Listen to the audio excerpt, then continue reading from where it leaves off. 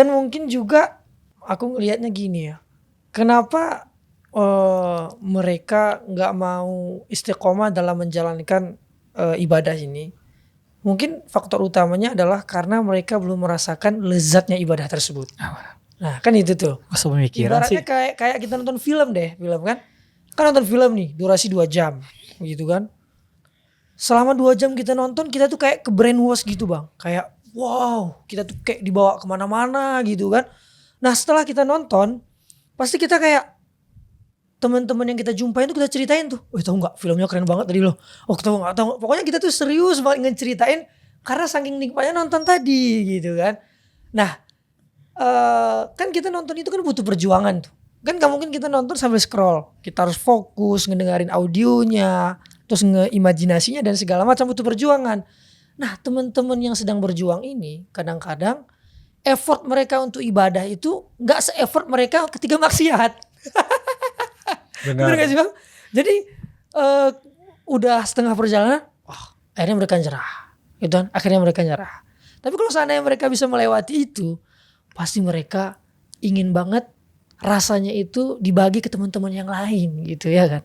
Dan akhirnya mereka mendapatkan kelezatan iman tadi, gitu kan? Apalagi kalau seandainya markisub tadi jalan tuh bang.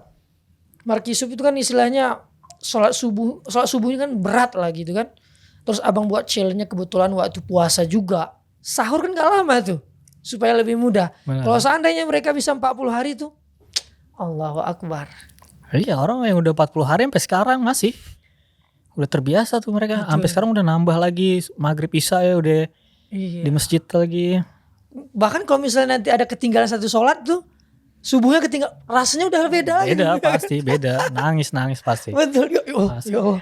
Aku udah biasakan ini kok ketinggalan. Itu orang gitu. Ya itu karena mereka ke brainwash sesuatu yang instan. Sampai ke bawah ke agamanya tentang hal ibadahnya ini mereka mengharapkan sesuatu yang instan. Gue sholat biasa aja gak ada rasa apa-apa begitu kan. Betul. Akhirnya dia lari lagi ya. Gue udah berdoa, udah sedekah dan lain sebagainya, gue gak ngerasain apa-apa. Ya kan, dia pengennya sesuatu yang instan karena selama ini dicokokin dengan hal-hal yang instan gitu.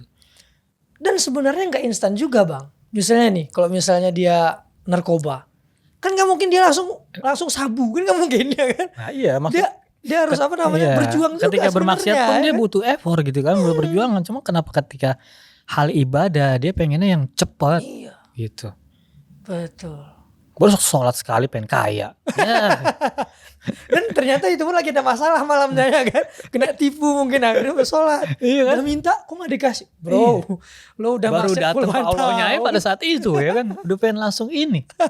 Ya kan sulit. Terus nyalahin Allah ya kan. Nyalahin Rasul gitu kan. Allah Akbar. Aku punya satu teman bang. Iya kan. Beliau itu bandnya lumayan gede sih ya kan. Bandnya itu udah pernah main di Hammer Sonic. Hammer Sonic itu kan tempat band-bandnya luar negeri main lah kan. Lamb of God ya kan, Slipknot. Band dia termasuk main juga gitu kan. Dan dia sekarang udah tobat. Dia bilang pokoknya dia tuh setiap harinya itu harus nyimeng lah. Bahasa kami itu nyimeng ngeganja gitu kan. Sampai sebelum makan, sesudah makan. Pokoknya nyimeng itu ngeganja itu kayak udah rokok biasa aja gitu kan. Dan akhirnya sampai satu titik dia tobat. Ketika dia tobat, dia terus paksa sholat kayak markisub tadi lah bang. Sholat subuh jamaah. Sampai sekarang dia gak ngeband lagi. Terus apa yang dia bilang ya, ini kemarin kita ketemu ya. Dia bilang, aku itu kalau sholat, feel aku ketika sholat itu lebih nikmat daripada feel aku nyimeng kemarin. Wow. Itu. Jadi kayak ketika dia sholat tuh mungkin rasanya kayak di atas awan kali gitu ya. Orang kalau udah dikasih nikmat ibadah kan, sekarang gitingnya kita ibadah tuh lebih high daripada gitingnya narkocoy gitu. Ya. Masa sih bang, masa makanya lu rasain. Makanya ada tuh saat kalau nggak salah Utsman bin Affan khatamin 30 juz dalam sekali sholat. Kalau nggak salah ya witir atau sholat sunnah 30 juz. Imam Syafi'i sehari 2 kali khatam. Kan kita mikirnya kok bisa kayak gitu. Mereka gak bisa kayak gitu kalau gak nikmat. Betul gak Bang? Iya. Karena mereka udah candu gitu. Karena kita gak ada di posisi itu. Betul. Dan mereka juga bakal kaget ngeliat kita. Iya. Dan aku punya satu teman tuh bang, ini di dunia sekarang ya, namanya Ziaur Rahman kan. Itu dia sebelum ujian 30 juz, dia sholat sunnah itu murojaah 7 juz di dalam sholatnya. Maksudnya kok bisa kayak gitu karena udah dipaksa sehingga lezat gitu kan. Sangat lezat dan udah Allah kasih keberkahan waktu tadi. Allah Akbar. Ketika kita ngobrol tentang kebaikan aja seperti ini kan gak berasa nih waktu. Ya kan, apalagi ibadah seperti itu. Ya Allah. Kita ngerasanya aneh dan lain sebagainya karena kita nggak merasakan hal itu. Betul. Karena soal rasa harus dirasain bang. Betul ya kan. Iya. Ini bukan tentang cerita, ini tentang rasa. Ya Kalau kan? tentang rasa nih sulit, nggak bisa diungkapkan dengan kata-kata kecuali lu nyobain langsung rasa tersebut. Emang kita bisa mendefinisikan rasa manis? Nggak bisa. Nggak bisa ya. Gimana manis? Manis doang bisa bilang ya manis gimana ya? Kita definisikan panjang lebar. Nggak bisa, harus itu orang ngerasain dulu nih gula makan.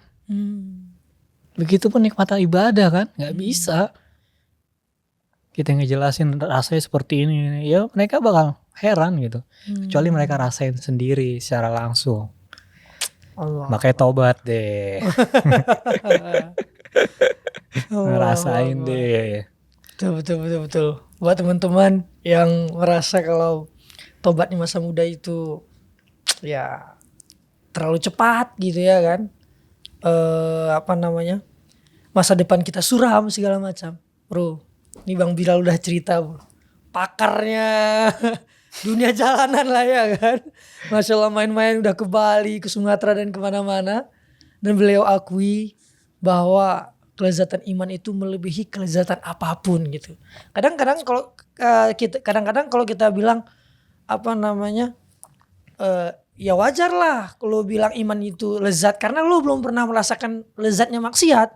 Ini bro. Beliau sendiri yang bilang ya kan, bahwa kelezatan iman itu lebih lezat daripada narkoba yang kita pakai dan segala macamnya gitu bang ya. Masya Allah. Dan ini salah satu rezeki yang sangat besar bang ya. Masya Allah. Oke, terakhir Bang Bilal.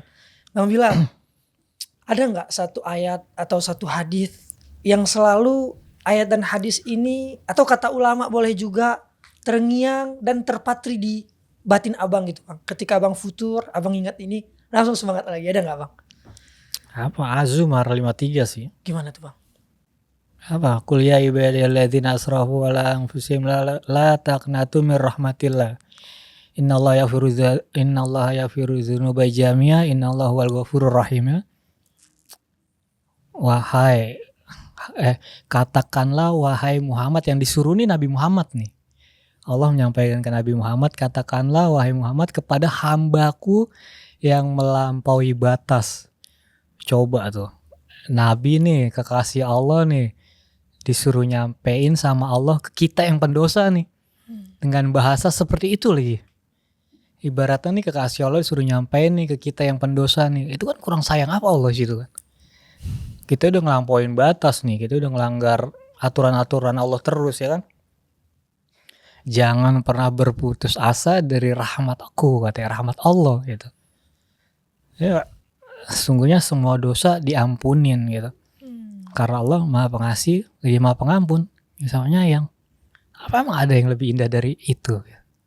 Buat kita ya, buat gua pribadi terutama kan. Ya yang disuruh nyampein ibaratnya siapa di sini ya, orang terpercayaannya Bang Wisnu kan, misalnya antum. Sampai nih doi, siapa Bang ini. Makan nih gitu. Ya kan berarti sayang banget tuh Bang Wisnu. Ini disuruh nyampein Nabi kita, Nabi Muhammad, kasih Allah. Nabi bilang ke hamba-hambaku yang berdosa yang melampaui batas, jangan putus asa gitu. Kita jangan putus asa teman gitu. Itu pada saat itu aneh nangis terus tuh denger ayat itu. Wah gila, gue punya Tuhan gokil nih ulang. Ini baru Tuhan nih ulang. Ini baru Tuhan ya. Allahu Akbar, luar biasa guys. Kadang-kadang kita udah dengar 30 juz ayat-ayat Al-Quran gitu ya. Tapi kita nggak tersadarkan gitu ya. Sedangkan Bang Bilal dengar satu ayat resapi, beliau nangis, dan ayat ini yang membuat beliau tetap kuat sampai sekarang. Masya Allah, kita doakan semoga Bang Bilal selalu Allah jaga, Allah beri Amin, keberkahan amin, ya. amin. Doakan kami juga Bang Bilal. Doa, Semoga doa, media kami ini amin. bisa menjadi media yang membawa keberkahan ya Bang Bilal ya. Amin. Amin ya Allah. Oke guys, sampai situ aja. Barakallahu fikum.